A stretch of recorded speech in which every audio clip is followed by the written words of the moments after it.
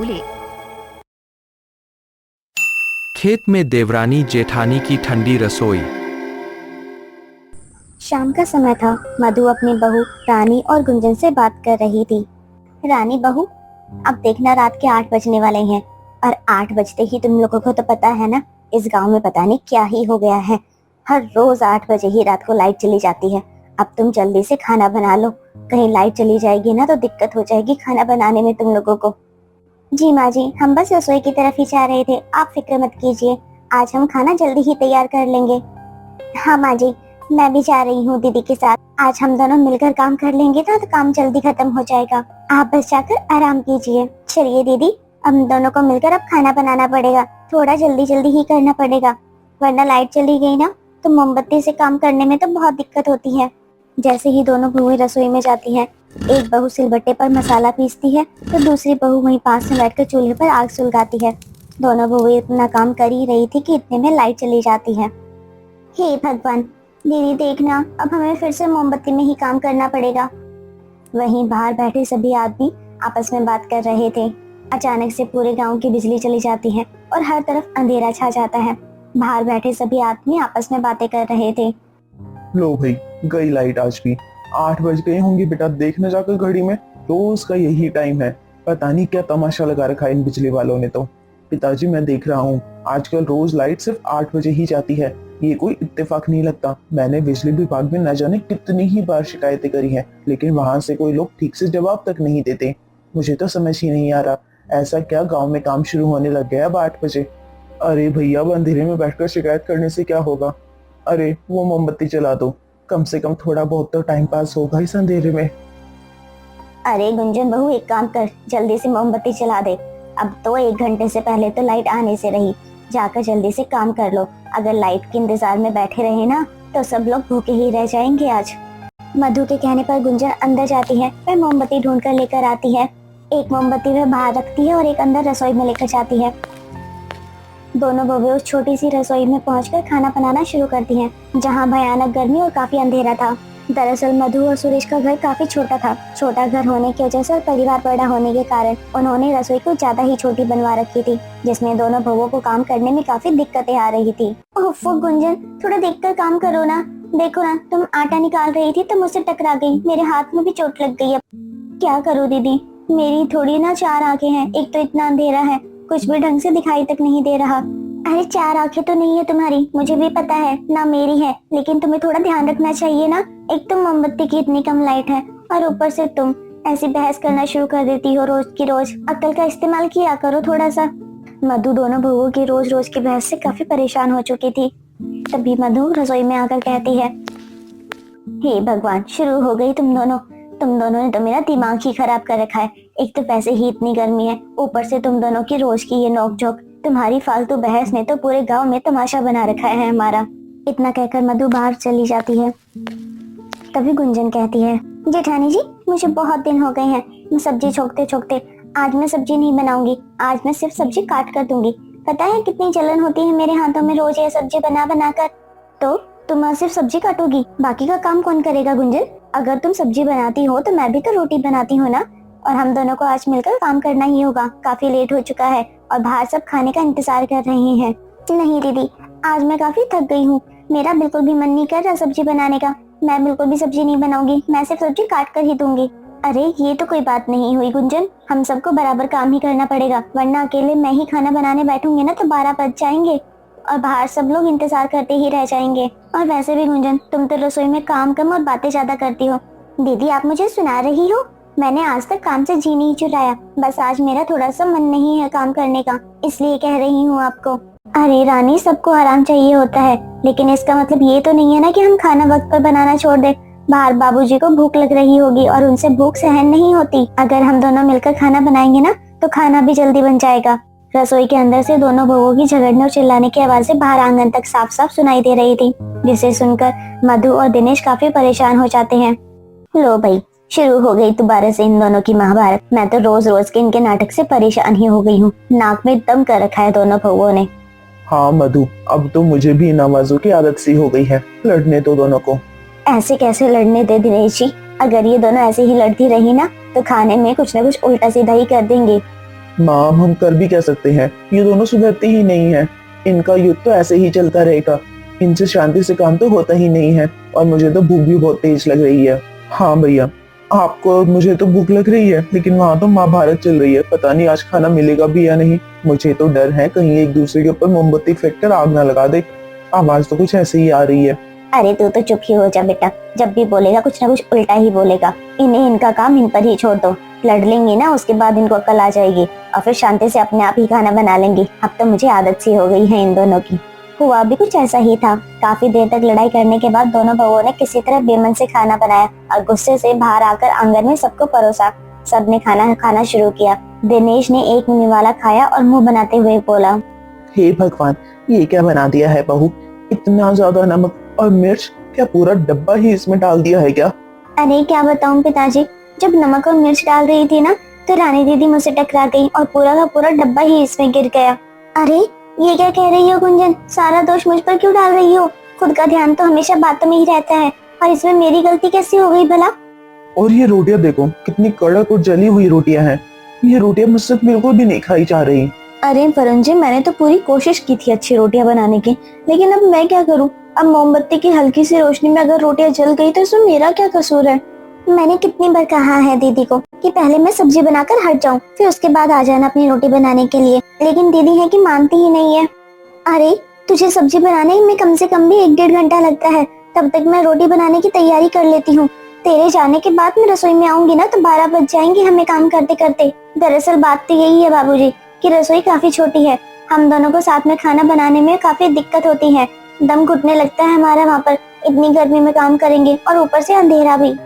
अरे बहू, तुम दोनों ही तो हो, तुम दोनों के लिए वो रसोई छोटी बिल्कुल भी नहीं है। आराम से काम करोगे ना तो सब अच्छे से हो जाएगा।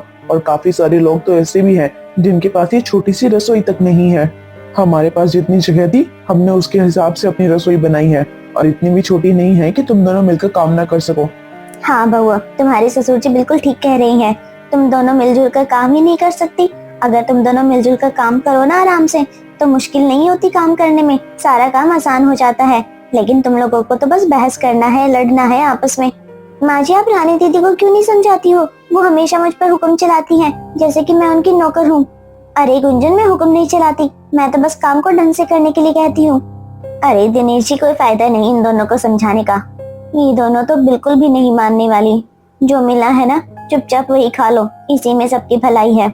जिसके बाद सभी लोग बेमन से वह बेस्वाद खाना खाते हैं और अपने अपने कमरे की तरफ सोने के लिए चले जाते हैं। अगले दिन दोपहर का समय था। बाहर का तापमान काफी ज्यादा था, सूरज बिल्कुल सर पर था, बहुत ज्यादा गर्मी बढ़ चुकी थी और घर में काफी सन्नाटा था। तभी रानी अपनी सास से कहती है, माँ जी, घर में तो सब्जी बिल्कुल खत्म हो गई है, आज दोपहर में मैं क्या बनाऊंगी खाने में? अरे बहू, सब्जी खत्म हो गई तो क्या हुआ, तुम दोनों जाओ और अपने खेत से ताजी सब्जियां तोड़कर लेकर आओ और उसके बाद बना लेना। माँ जी, मैं तो कल ही गई थी सब्जी लेने के लिए, बहुत ज्यादा थक जाती हूँ, आज तो मेरी तबीयत भी ठीक नहीं लग रही है। और माँ जी, मैं भी तो कल इनके साथ गई थी, बाहर बहुत तेज धूप होती है, मुझसे तो बिल्कुल भी निकला नहीं चाहता। अब तुम दोनों चुपचाप जाओगी या मैं डंडा उठाऊं? तुम दोनों की तो रोज की रोज वही बहस शुरू हो जाती है। अरे काम तो तुम दोनों को ही करना पड़ेगा ना। अरे माँ जी, बस हम दोनों जा रहे हैं, आप बस लड़ाई मत करो। अरे ये क्या बहू, उल्टा चोर कोतवाल को ही डांटे? मैं लड़ रही हूँ कि तुम दोनों आपस में लड़ रही हो? इतना सुनकर रानी और गुंजन दोनों खेत की तरफ निकल जाती हैं। रास्ते में उन्हें बिरजू मिलता है, जो गांव का एक लड़का था। अरे बिरजू, तुम कहाँ जा रहे हो इतनी तपती धूप में? इधर हमारे पास आ जाओ, हमारी थोड़ी मदद करवा देना आज। अरे भाभी आप, मैं तो बस अपने घर ही जा रहा था, आज का मेरा काम खत्म हो गया ना। अरे बिरजू, चल जल्दी हमारे साथ चल, तू हमारे साथ ताजा सब्जी तोड़ने में हमारी मदद करवा देना और बदले में मैं तुझे सब्जियां भी दे दूंगी। हाँ भाभी ठीक है, चलिए मैं आपकी मदद करवा देता हूँ, मुझे सब्जियां भी मिल जाएंगी। थोड़ी ही देर के बाद तीनों खेत में पहुंच जाते हैं। खेत में पहुंचने के बाद बिरजू उनके साथ खेत में जाता है और बहुत फुर्ती से सारी सब्जियां तोड़वाने लगता है। थोड़ी ही देर के बाद बहुत सारी सब्जियां तोड़कर वह टोकरी में भर लेते हैं। ये लो बिरजू, ये तेरी मेहनत की सब्जियां हैं आज, ये सब्जियां ले जाकर अपनी माँ को दे देना और उनसे कहना कि ताजा सब्जी बनाए आज। अरे भाभी, ये सब्जी तो बहुत कम है, आपको तो पता है ना मेरे घर में सभी को ताजा सब्जी खानी बहुत पसंद है। अच्छा, ये और ले लो। अरे बिरजू, वैसे तू आजकल काम क्या करता है? अरे भाभी कुछ नहीं, वो जो ठेकेदार है ना, उसी के घर पे काम करता हूँ मैं। उसकी हवेली में बहुत काम होते हैं दिन भर के, तो वो सब मुझसे कह देते हैं तो मैं वो काम कर देता हूँ। अरे फिर तो तुझे अच्छी तनख्वाह भी मिलती होगी वहां से। अरे कहाँ भाभी, वो तो पैसा देते ही नहीं है। बस जो उनके घर पे बनता है वो मैं खा लेता हूँ, और तनख्वाह तो बस इतनी ही देते हैं कि जिससे बस गुजारा ही हो सके मेरा। अरे बिरजू, तो फिर उनके यहाँ काम क्यों करता है जो तुझे पैसे भी नहीं देता? कोई और अच्छी जगह काम देख लेना जहाँ पैसे भी तुझे ज्यादा मिले। अरे ऐसी बात नहीं है भाभी, वहाँ पे ठेकेदार के चाहे जो मुनीम लगा हुआ है ना, उसकी बेटी मुझे खाने के लिए बहुत अच्छी अच्छी चीजें ला कर देती है। क्या मुनीम जी की बेटी तुझे खाने पीने को देती है? बिरजू क्या चक्कर है ये, मुझे कुछ समझ ही नहीं आया अभी तक। अरे नहीं नहीं भाभी, आप भी क्या बाल की खाल निकाल रही हो? मेरे मुंह से तो गलती से निकल गए। मेरा मतलब है वहाँ जब भी कुछ अच्छा बनता है तो मुझे खाने को मिल जाता है, और मुझे भूखा भी नहीं रहना पड़ता, इसलिए मैं वहाँ कम पैसों में भी काम कर लेता हूँ। बिरजू बातें करने के बाद वहाँ से चला जाता है, जिसके बाद रानी और गुंजन भी सब्जियां लेकर अपने घर की तरफ वापस आ जाती हैं।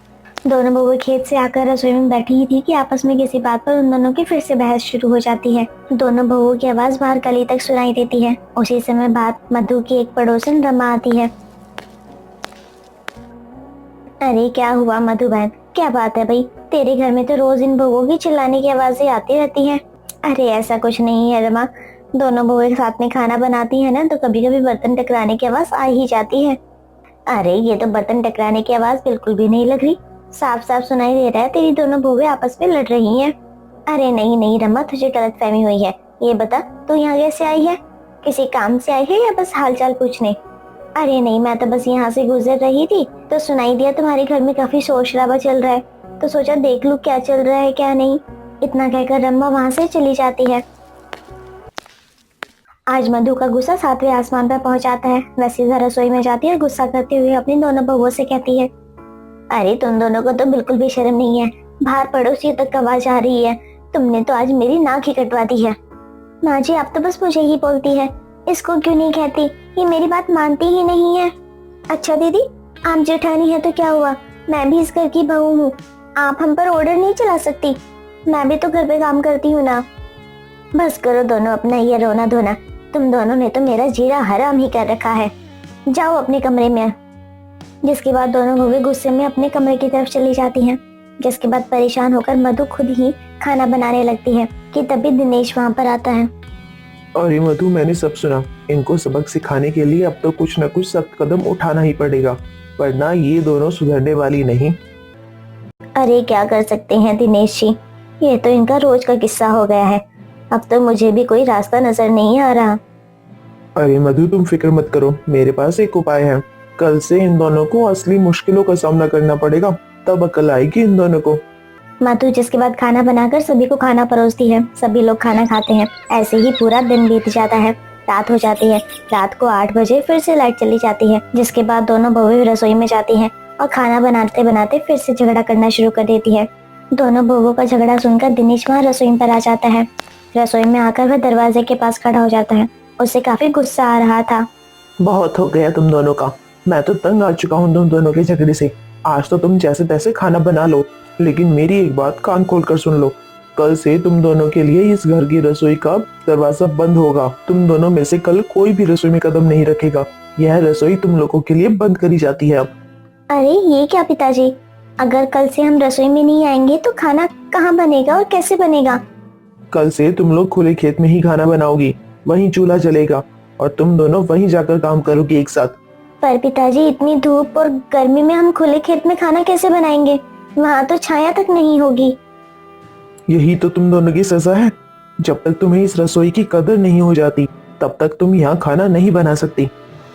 लेकिन पिताजी ये तो बहुत बड़ी सजा है, हमसे कोई गलती हो गई है तो माफ कर दीजिए, आगे से हम कभी लड़ाई नहीं करेंगे। तुम दोनों रोज यही कहती हो लेकिन सुधरती नहीं हो। अब फैसला हो चुका है, कल से खेत में ही रसोई बनेगी और तुम्हें वहीं पर सबका खाना बनाना पड़ेगा। दोनों बहुएं एक दूसरे का मुंह ताकने लगती हैं। उन्हें यकीन नहीं हो रहा था कि उनके ससुर जी ने उन्हें इतनी बड़ी सजा दे दी है। ऐसे ही वह रात बीत जाती है। अगला दिन शुरू होता है। सूरज अपनी पूरी तपिश के साथ चमक रहा था। दोनों बहुएं भारी मन से खेत की ओर आ जाती है और फिर आपस में बातें करती है। अरे गुंजन देखो ना, पिताजी ने हमें कहाँ भेज दिया है, यहाँ तो धूल और मिट्टी के अलावा कुछ भी नहीं है, कैसे काम होगा?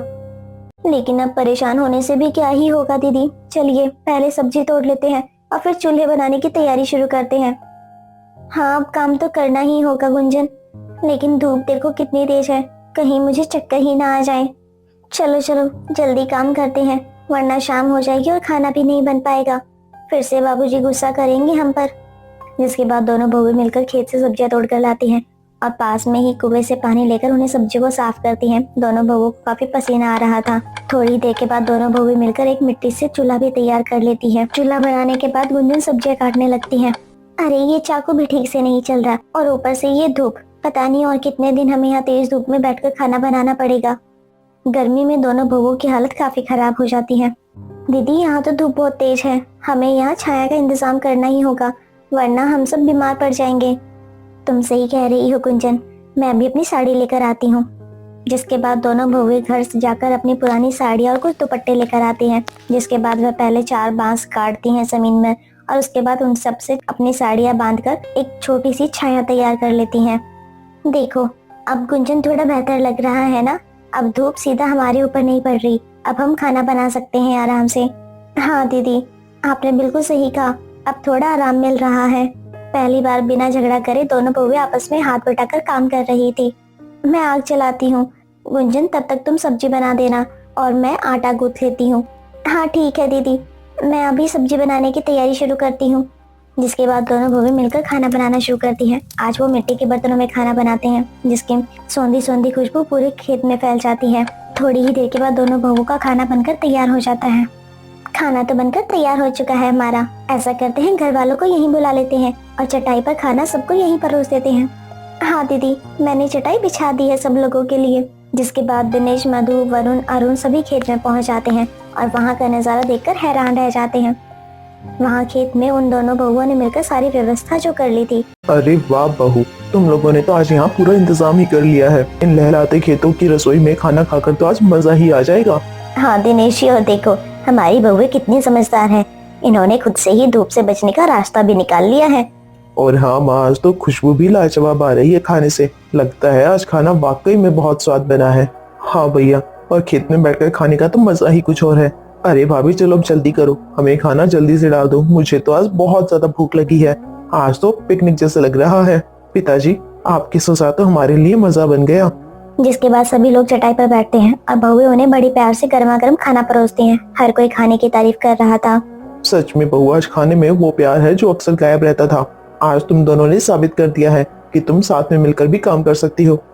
पिताजी हमें अपनी गलती का एहसास हो गया है, मुश्किल वक्त में ही हमें यह समझ में आया कि साथ रहने में कितनी ताकत है। हाँ पिताजी मुझे भी समझ में आ गया है, अब हम कोशिश करेंगे कि घर की रसोई में भी ऐसे मिलजुल कर प्यार से काम करेंगे। बस बहू यही तो हम चाहते थे कि तुम दोनों अपने घर में आराम से मिलजुल कर रहो।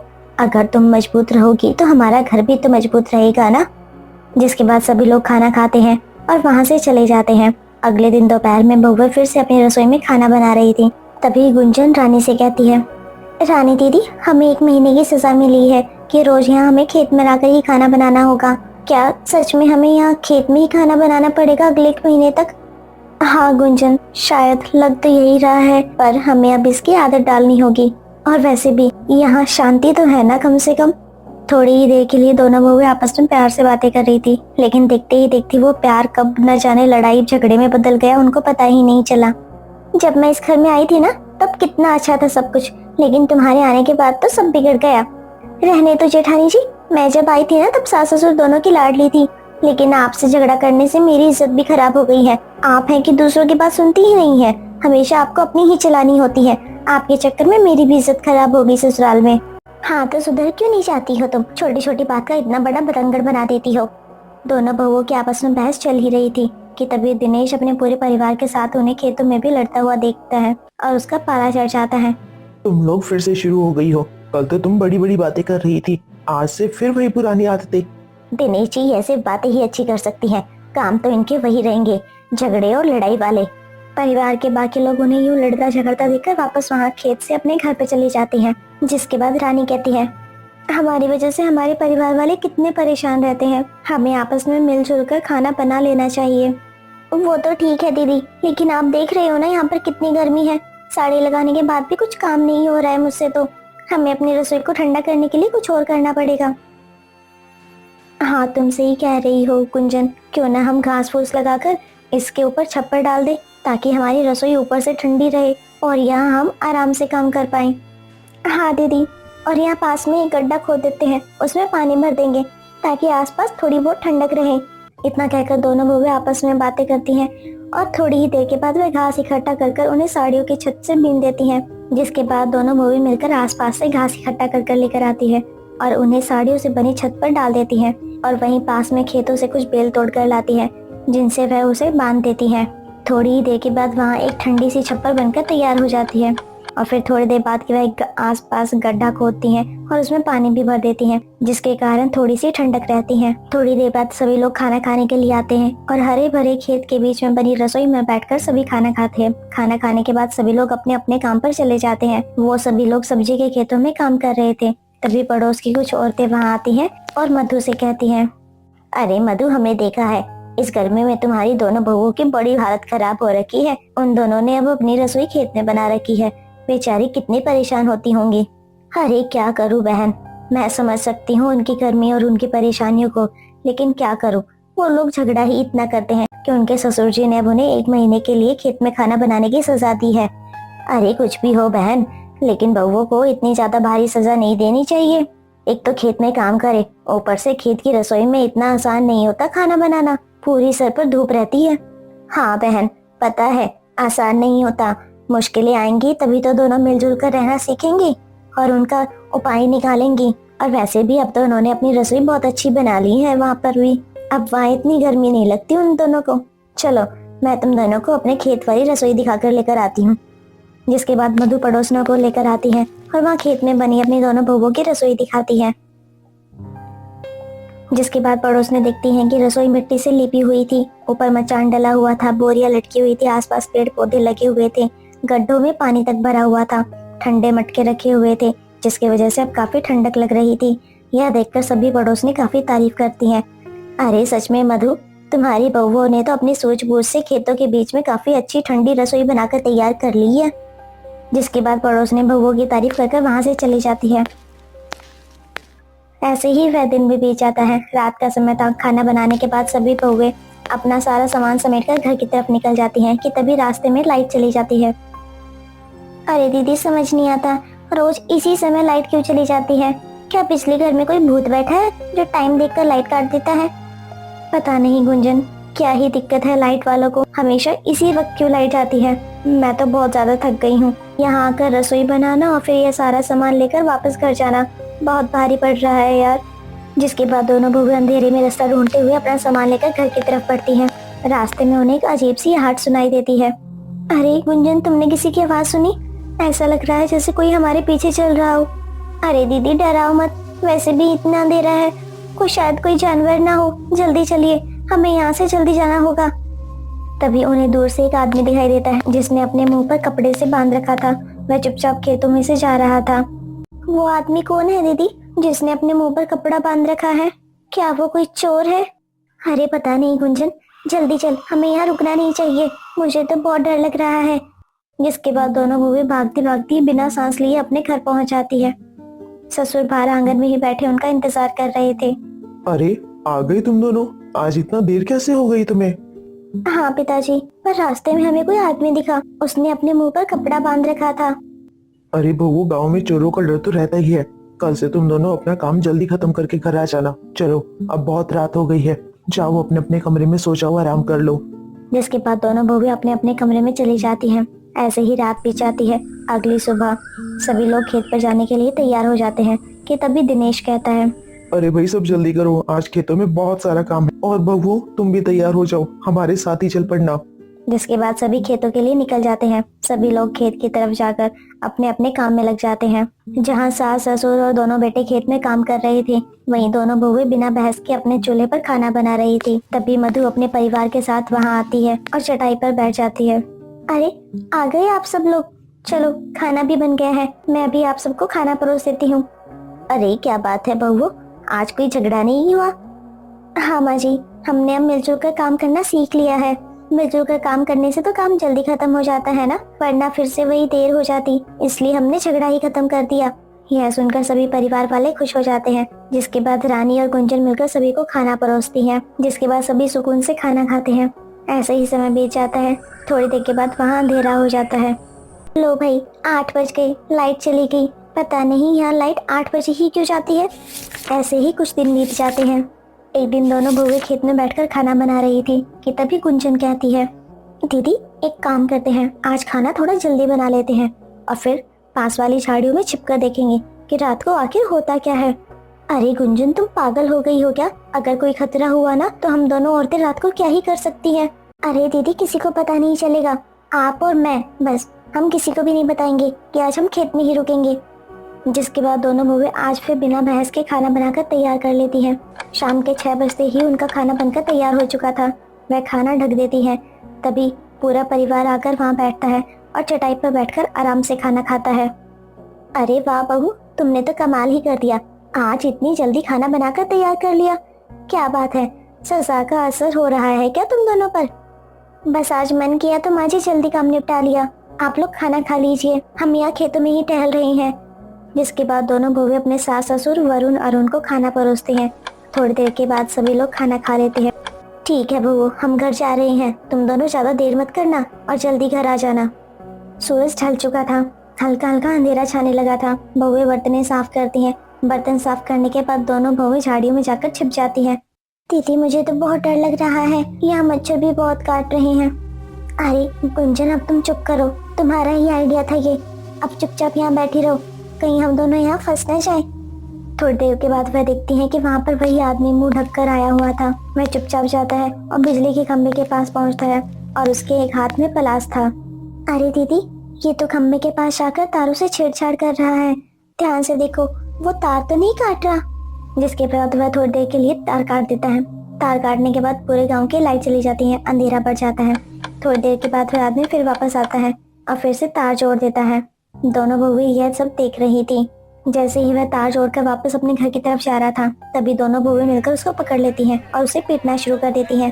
तभी शोर होने लगता है तो सभी गांव वाले भी वहाँ पर आ जाते हैं और दोनों बहुओं का पूरा परिवार भी वहाँ पहुँच जाता है।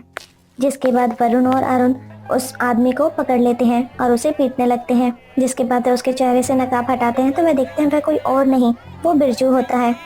अरे बिरजू, तू तू काट रहा था बिजली, लेकिन क्यों, तू गांव में चोरियां भी करने लग गया क्या? अरे नहीं नहीं नहीं वरुण भैया, ऐसी कोई बात नहीं है। मैं तो सिर्फ बिजली काटकर अपनी गर्लफ्रेंड से मिलने आता हूँ, मैं कोई चोरी नहीं करता। बिरजू की यह बातें सुनकर सब हैरान रह जाते हैं। अच्छा, तू अपनी गर्लफ्रेंड से मिलने आता है? बता, नाम बता तेरी गर्लफ्रेंड का, क्या नाम है तेरी गर्लफ्रेंड का? नहीं भैया, मैं उसको नाम नहीं बता सकता, उसने मना किया है मुझे। अरे बिरजू, अगर तू नाम नहीं बताएगा तो तेरी शादी कैसे होगी उसके साथ? जिसके बाद बिरजू कुछ नहीं कहता, वह चुपचाप खड़ा रहता है। थोड़ी देर बाद सोचने के बाद गुंजन कहती है, बिरजू कहीं तेरी गर्लफ्रेंड वो मुनीम की बेटी तो नहीं है ना, जिसके बारे में तू कह रहा था कि वो तुझे खाने के लिए चीजें ला कर देती है? पूरे गाँव वाले को इकट्ठा देखकर बिरजू कुछ नहीं कहता, वह अपनी गर्दन हिला देता है। तभी गाँव का मुनीम भी वहाँ आ जाता है। अरे बिरजू बहुत मेहनती लड़का है और वैसे भी मुझे ऐसा ही लड़का चाहिए जो मेरी बेटी और मेरे घर को संभाल सके। ठीक है बिरजू, मैं तैयार हूँ, मैं तुम दोनों की शादी करवा दूंगा। यह सुनकर सभी गांव वाले और उसकी बेटी खुश हो जाती है। बिरजू भी बहुत खुश हो जाता है। जिसके बाद सभी गांव वाले अपने अपने घर लौट जाते हैं। तभी दिनेश अपनी बहुओं से कहता है, अरे बहुओं, तुम दोनों ने तो आज मिलकर रहना सीख लिया और तुम्हारा पूरा 1 महीना भी खत्म हो गया है और आज तुमने हमारी सबसे बड़ी समस्या का समाधान भी कर दिया है। देखो 8 बज गए हैं लेकिन अभी तक लाइट नहीं गई और इसके साथ आज से तुम्हारी पूरी 1 महीने की सजा भी खत्म कर देता हूँ मैं। अब तुम लोगों को कल से अपनी रसोई में ही खाना बनाना पड़ेगा। पिताजी, हम कल से अपने घर की रसोई में खाना बनाएंगे, लेकिन हफ्ते में एक बार हमें अपने खेत वाली रसोई में भी जाकर खाना बनाना है ताकि वो हमारी एकता का प्रतीक बनी रहे। अरे ठीक है बहुओं, फिर हम उस रसोई के चारों तरफ एक कच्ची दीवार बनवा देते हैं ताकि तुम्हें किसी प्रकार की दिक्कत ना हो। जिसके बाद से सभी बहुएं अब अपने घर वाली रसोई में ही खाना बनाती हैं, लेकिन हफ्ते में एक बार वह खेत में जाकर खाना बनाती हैं और बिना झगड़ा करे खुशी खुशी अपने परिवार के साथ रहने लगती हैं। मुश्किलें इंसान को मिलकर रहना और समझदारी से काम लेना सिखाती हैं। अगर आप इस कहानी के पात्र की जगह होते तो क्या फैसला लेते? क्या आपके साथ भी कभी ऐसी घटना हुई है? अपनी कहानी कमेंट में जरूर बताएं।